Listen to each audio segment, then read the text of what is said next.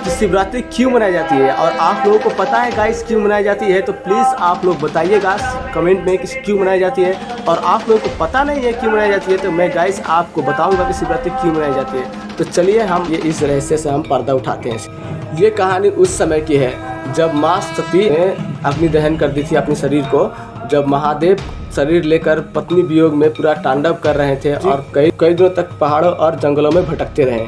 और उसके बाद क्या हुआ, फिर से शांति प्राप्त करने के लिए कैलाश पे चले गए और शांति प्राप्त किए। और उसी वक्त एक तारकासुर नाम का एक राक्षस था, जो कि उसको पता था कि महादेव जी अब पत्नी वियोग में है, अब फिर से शादी नहीं करेंगे।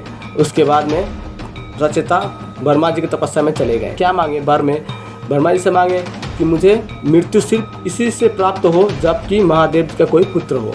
ब्रह्मा जी ने क्या किया, वो वरदान दे दिए, तथास्तु बोल दिए।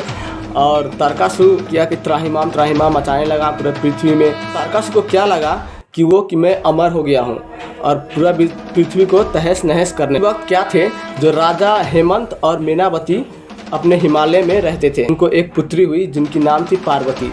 और पार्वती जी को जो सती का अवतार भी कहा जाता है। बचपन से ही शिव जी की बहुत बड़ी भक्त थी और उनकी प्रार्थनाएं कैलाश पर्वत पर गूंज उठी। इस कान से अपने आंखें खोली। मां पार्वती की भक्ति तीनों लोकों में प्रसिद्ध थी। फिर से प्रेम में लाने के लिए महादेव जी को क्या किया गया, कामदेव जी को भेजा गया। कामदेव जी क्या किया, उनके था कि फिर से महादेव जी को प्रेम, और कामदेव का मकसद था कि महादेव शिव शंभु को फिर से प्रेम में लाया जाए। और महादेव जी लीन थे और अपने तीर से काटे और महादेव की तीसरी आँख खुल गई और वहीं भस्म कर दी। पार्वती जी क्या किए, हिमालय से बहुत दूर चल प्यारी कर रही है पार्वती, और परीक्षा लेने के लिए चले गए, जो कि साधु का रूप लिया। महादेव जी आगे गए और महादेव जी के बारे में बुरा भला बोलने लगे।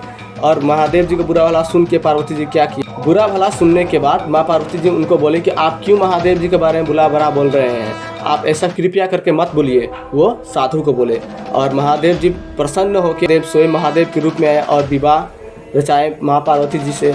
और वही कहा जाता है कि माँ पार्वती से विवाह रचाने के बाद कुछ पंक्तियाँ भी सुनाई थी। तुम समुद्र हो तो मैं लहर हूँ, और प्रकृति हो तो मैं पुरुष हूँ। उनको प्रेम फिर से हुआ और योद्धा थे और वो तारकासुर का अंत किया।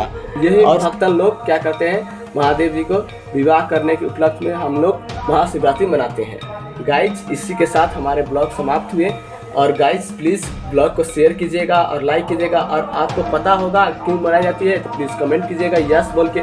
नहीं पता होगा तो प्लीज़ ब्लॉग को देखिएगा और प्लीज़ महाशिवरात्रि में ब्लॉग को बहुत से बहुत शेयर कीजिएगा। नमस्कार, हर हर महादेव।